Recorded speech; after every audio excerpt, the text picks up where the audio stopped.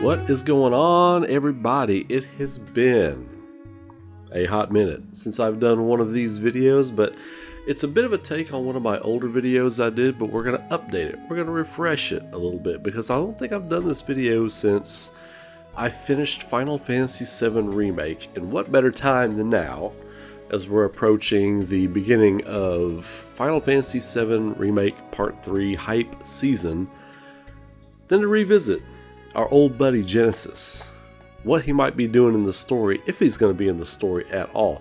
A lot of you all have been asking me lately what I think about this, so I figured it was time to revisit this subject.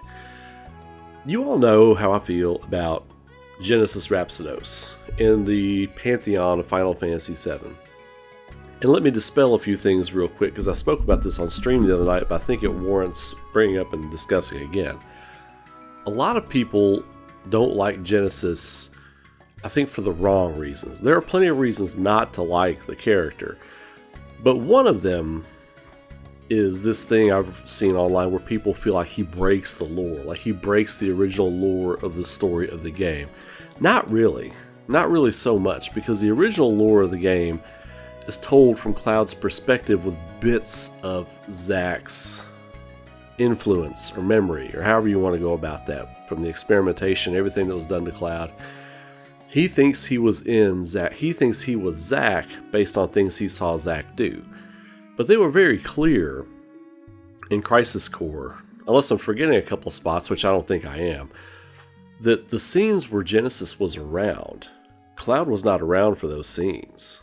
Like, it was only Zack, so only Zack would have known. So injecting Genesis into those scenes in some form or fashion doesn't really break the lore. Now, I know the scene where Sephiroth goes crazy and he remembers Mother and all that kind of stuff. Genesis kind of appears around that time. You can make or break an argument whichever way you want to go on that, which I'm going to leave that to you all. This is not a reason to hate Genesis. A reason to hate Genesis and not to dislike the character is poor execution. Like I have said many times, the concept of that character is amazing. The concept of that character is so raw. I love that you have someone who's just a smidge under Sephiroth's power that can go toe to toe with him. You know, who's like a childhood friend, who's like a rival, so to speak. And his story was actually his path in Crisis Core was actually pretty good, I thought. You know, he had to kind of let go of childish things like his rivalry with Sephiroth and everything once he figured out his cells were starting to degrade, and he kind of matured as a villain in that respect, but never quite got over the hump. So he was a little bit too elegant villain, poetic villain for me, and for a lot of people.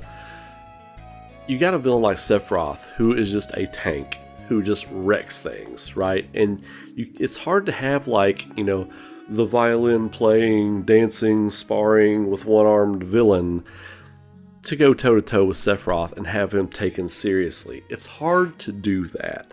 You have to have a little bit more of an edge on someone. So great concept, but poor execution. I don't mind all the Loveless stuff with him, because all the soldiers have to be obsessed with something, right? His was Loveless. Zack's was, you know, your honor as a soldier, you know, being the best. Roche's is like speed. You know, everybody's got this addiction in soldiers that they hyperfixate on. Genesis, it was Loveless. The play Loveless and transposing everything, all the messages of that story, of that play, into his own life, and trying to make real the play through his own life. It wasn't bad. It's just that it made it hard to take him seriously. And I think if you leave those things behind, if you leave that part of him behind, put a bit more of an edge on the character, I think you've got a really stunning character. But that kept him from being taken seriously by a lot of people. So what they could do with Genesis moving forward, I think there's a great opportunity in the third game. And the elegant villain is just overdone. I think people have kind of had enough. You know, You've got villains, you've got great villains out now in different anime. There are a bunch, like, you know, Aizen's a great villain. You know, you think of Darth Vader in Rogue One. That was years ago now at this point. But, you know, these powerhouse tank villains who just, you know, seize control of a situation to come in and just wreck the board. You don't get that sense with Genesis. All that aside, moving forward, let's take a look at what we might see moving forward with this character. My comp for a great version of Genesis to come into the story is the same comp I had back in 2020 when I first visited this idea of like this more chaotic version of Auron from Final Fantasy X. Genesis at this point in the story would be a bit of a warden for the planet. Like, he would be another kind of like function of the planet. I thought they would introduce him a little bit earlier, maybe in Rebirth. I thought they would introduce him in Rebirth. I was really gung-ho, guns blazing. He was going to be shown and talked about in Rebirth. It didn't happen. But the third game is going to be a massive, huge game in its own right. And you could introduce him as a concept. Not a main villain, but he's a concept. He's a focus. Think of Genesis being activated by the planet, because he's in this slumber right now, right? Under Reactor 0, where Deep Ground would be. There are traces and elements of Genesis peppered throughout the remake saga so far. Most potent example, the Benora posters, the Benora White posters, because that's his creation, and the specimens underneath Sector 7 when that collapses and you go into the secret lab and everything, and the what is it, the unknown entity or whatever that's called, the G specimens, the G cell specimens. That's Genesis influence. That is Genesis fingerprint on the story, basically.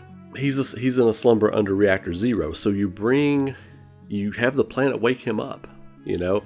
I think the whole thing with Crisis Core and Minerva and all that kind of stuff from Crisis Core, I think that's just another like version or presence of the life stream, or an entity in the life stream or something like that, because he's sent back. Like, he goes in and he is sent back, whether it's mental or spiritual or whatever. He is rejected from entering the life stream at this point, and he has changed as a character at that point.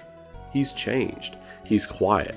He's not pontificating. He's not quoting Lovelace like crazy. He is changed. And that is potent, because that's not something they're going to want to leave a loose end on. So you have the planet wake him up, and this is actually the perfect time to do that, because the beginning of the third game should be Meteor. It should be the Black Materia, the summoning of Meteor, the awakening of the weapons. And Genesis would be kind of like a human version of a weapon, another planetary defense tool that is called into action from the planet. But the cool thing with this character could be where he is a warden of the planet. He could battle the party. He could battle our heroes, right? And test them and all that kind of stuff. But he could also commune with them. He could communicate with them. He's not going to tell them what the planet's thinking, but he could drop them little clues and little hints about kind of what the planet thinks of them, or what the planet thinks is happening right now, and the worries and the fears of the planet. He could be a mouthpiece for that. And that would be interesting. And you could play him up in a way that he's kind of like not unhinged, but there's something off about him. Like, he's got like a tick, or he's got like some kind of weird thing going on. Like, he's not quite right. Not like to like the level of like a Joker or something like that. But there is something not right up here with him. But he is in service of the planet. He's not serving the party. He's not serving Shinra. He's not serving Sephiroth. He's serving the planet. It's like the fourth player in the story, basically. You know, you got the party trying to figure out what the will of the planet is, and Cloud's doing his stuff. Then you got Sephiroth's goals. You got Shinra figuring out what they're doing. And you got the planet trying to preserve itself, basically. Having Genesis play a role in that way would be really cool. I think that's untapped potential, and that's a character I think they really want to use. I think they're trying to find a way to use him, and I hope they figured out how to do it. I think this would be a fantastic way to bring him into the story. And it's a new take on the character. Having him be a defense mechanism for the planet, you can kind of right some of the wrongs with the execution of that character. Great concept, poor execution with Genesis. What I always say. I defend that character, the concept of that character, more than I've probably ever defended a character concept ever. Ever. And it's funny because it seems pretty self-explanatory to me why he's a cool character. And a lot of the game bros will come out of the woodwork and say, well, they can't use him because Gact won't sign off on it. Genesis is a Square Enix character. You know, there are fictitious characters made to look like other characters all the time and stuff. They don't need Gact's permission. They own that character. They can use that character for anything. If that were the case, they couldn't have done Final Fantasy VII Crisis Core Reunion because he's all in that. So the fact that that game even exists incinerates that whole argument. But Ray, it's already licensed for Crisis Core, so they could just re-release it. Now, no, that's not an argument either. If you can't use the character, you can't use the character. It doesn't matter. That's how trademarks work. So the fact that they actually used the character for Crisis Core shoots that whole argument down. The character is good if they do it right. I think having him be kind of like an off-kilter, more edgy, dangerous version of himself, you can do the Loveless stuff. You can have him quote Loveless and things, but you can do it in a way where it's not browbeating you with it. It's not beating you over the head with, oh, he likes Loveless, don't forget, he likes Loveless. We get it. We get it. You know, he's changed by the planet. He would have a different characterization. I think that would be a great way to go. Think of the boss battles and the encounters you could have. Think of the conversation between him and Sephiroth you could have. Think of the different conversations, like if Zack is some kind of spiritual presence or some live stream entity or something like that. I think it's interesting. I think there are a lot of different interesting conversations, a lot of different routes you could go, a lot of cool stuff. A lot of meat on the bone with this character. You know, I love good storytelling. Great character stuff. Feed me. Feed me. Give me a storytelling buffet with everything you've got for this last game. I will be there with an empty plate in hand, ready for 3 or 4 rounds to go back to the buffet and hit it. I'm ready. Genesis could be a great storytelling mechanic, tool, whatever you want to say, going forward for the game, for what they want to do. If they wanted to do spin-offs or anything like that. And then when the game's over, you could have him just go back into his slumber and nothing is disturbed. And so, like, when he wakes up at the end of Dirge of Cerberus, the planet needs him for something else. Like, he's some kind of planetary avenger at this point. You know what I mean? I think that is a dope way to use that character. And maybe that was their goal the whole time. The way they want to use that character the whole time. We will never know all the secrets of that company.